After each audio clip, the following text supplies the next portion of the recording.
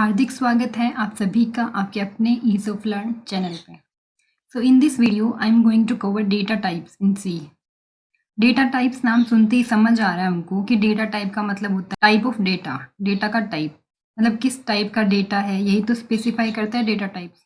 Like when we define variable, then if I ask what's the syntax to define a variable, then the answer would be data type variable name।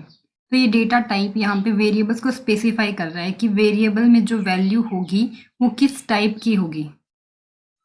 Like here is example first, int is a data type and a is a variable name। Okay, now important thing is why we use data type. Let's try to understand this with the help of an example. Like if you want to drink water, where will you go? You will definitely search in the fridge or in the pot because you know that water is stored in a specified location, right? Let's take another example. We all need to store our different stuff, means different type of items in different location.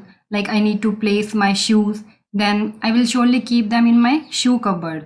And if I need to keep my clothes, then I will keep them in a almirah, right? If I want to keep my luxury or cash item, then there is also a separate drawer for that. Okay, so as same in C language, we need to store different type of data into different location or according to our requirements. Like we reserve space in memory according to our requirement. Now how can I specify that how much space I need to reserve in memory? Then there are data types that specify कि हम कितना data किस चीज़ के लिए store करवा सकते हैं। हम अपना डेटा स्टोर करवाने के लिए मेमोरी में, लेकिन उससे पहले ये भी तो हमें पता होना चाहिए कि डेटा जो है वो किस टाइप का है, किस टाइप का हमें स्टोर करवाना है। Whether it's a small number like 10, 20, 30 और whether the data is long one like 1, 2, 3, 4, 5, 6 और 6, 8, 9, 0, 0। Whether the data is string like suman in double quotes or it's a floating number like 12.56. So which type of data we are going to store in a memory? Okay, so we will reserve that memory according to our requirement with the help of data types. Here we have three type of data types: primary data types, derived data type and user defined data type. Now here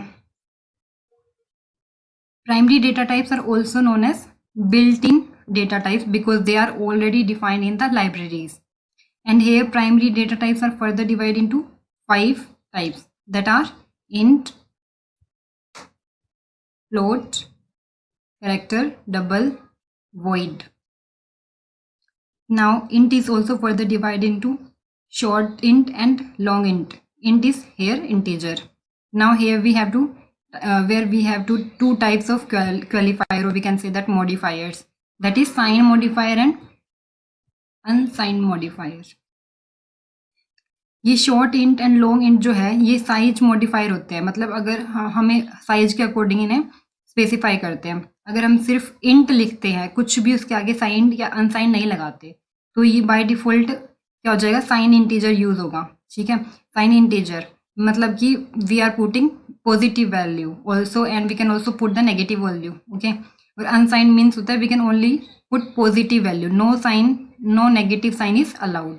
now here if I write a long value like something like 8798999 something like that, okay, a large value, so this is a integer value। हम सबको दिख रहा है कि ये वाली जो value होगी 8798899 ये एक इंटीजर वैल्यू है, तो क्या इसे हम स्टोर करवा सकते हैं?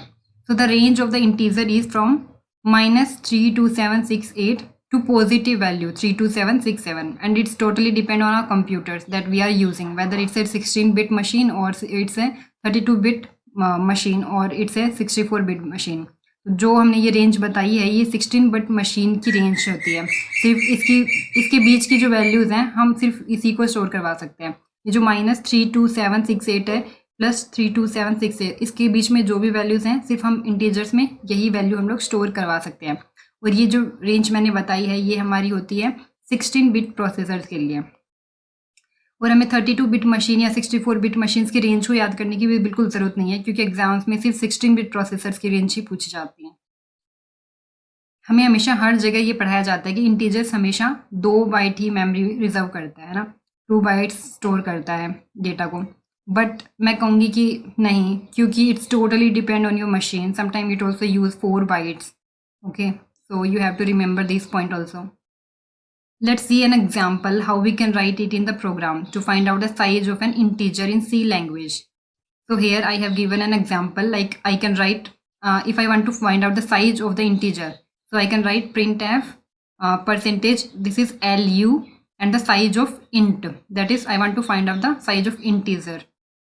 Okay, like अगर मुझे एक 1 प्रिंट करवाना है, ठीक है, तो ये कम मेमोरी, कम बिट्स यूज करेगा as compared to if I want to print 1 2 3 4 5 6 integer. इस वाले 1 2 3 4 5 6 से अगर मैं कंपेयर करूँ 1 को, तो हमारा कौन सा मेमोरी कम लेगा? सिर्फ 1 जो हमें प्रिंट करवाना है वो कम मेमोरी लेगा, है ना. तो हम लोग क्या करेंगे, 1 जब प्रिंट कराना होगा तो हम उसमें लेंगे शॉर्ट इंट लेंगे, और जब हमें 1 2 3 4 5 6 या कोई भी लार्ज वैल्यू जब हमें प्रिंट करवानी होगी, जैसे अगर मैं मैक्सिमम वैल्यू की बात करूँ 3 2 7 6 7, अगर मैं इसकी बात करूँ तो इसके लिए मुझे लेना पड़ेगा लॉन्ग इंट. अगर मुझे सिर्फ 12 प्रिंट करवाना है तो then I will get take short int. Okay, now let's move to the character data type. Here we can declare a variable, like first we write char as a data type and then variable name anything. I have taken a here a, मैंने यहाँ पे a लिया है, कुछ भी हम लोग ले सकते हैं वेरिएबल का name. Now character data type की कैपेसिटी होती है सिर्फ 1 byte, means 8 bits. Now character data type can be signed और unsigned, and the range of the signed character data type is from -128 to +127. Okay, इसके बीच में हम लोग सिर्फ राइट कर सकते हैं इसकी वैल्यू कैरेक्टर की. And the range of unsigned is from 0 to 255. ये अनसाइंड इसलिए है हमने क्योंकि यहाँ पे नेगेटिव वैल्यू नहीं लेनी है हमें, इसीलिए ये अनसाइंड बोला है मैंने इसको यहाँ पे. अब बात करते हैं फ्लोट डेटा टाइप की. फ्लोट डेटा टाइप की कैपेसिटी होती है सिर्फ 4 bytes की, and the range of float is from 2e-28 to 3.4e + 30. ये e इसलिए लिखा है मैंने यहाँ पे क्योंकि ये एक लॉन्ग नंबर है, बहुत लंबा नंबर है, इसलिए मैंने इसको यहाँ पे शॉर्ट में लिखा है, और हर जगह यहाँ पे ऐसे ही लिखा मिलेगा.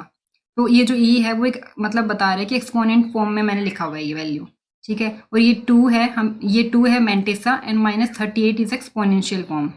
Okay, and I have already tell you how to declare float data type. Like पहले फ्लोट लिखेंगे जो कि एक डेटा टाइप होगा, उसके आगे लिखेंगे variable name that we can take anything.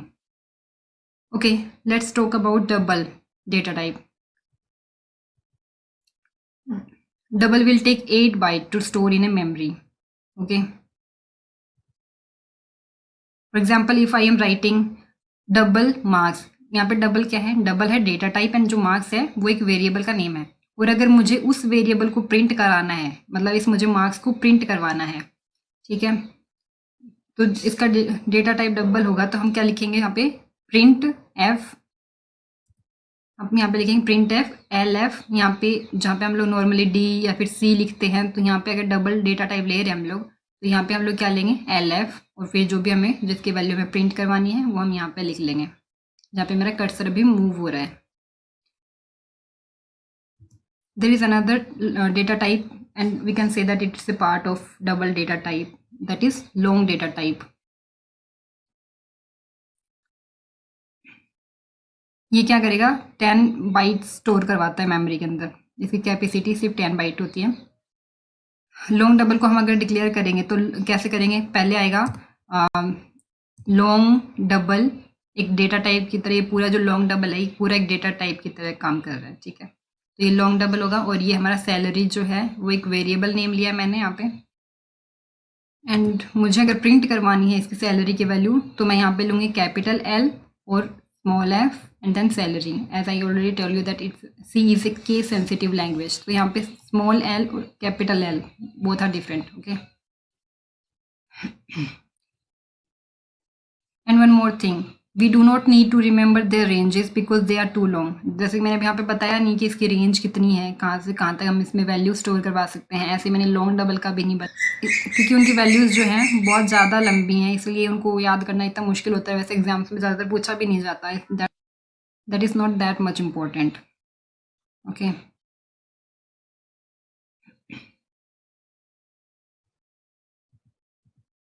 Now next data type is void. Void means होता है empty, खाली. We never use void with any variable name. Because it's never use to store data. हम कभी भी इसको data store करवाने के लिए काम में नहीं ले सकते।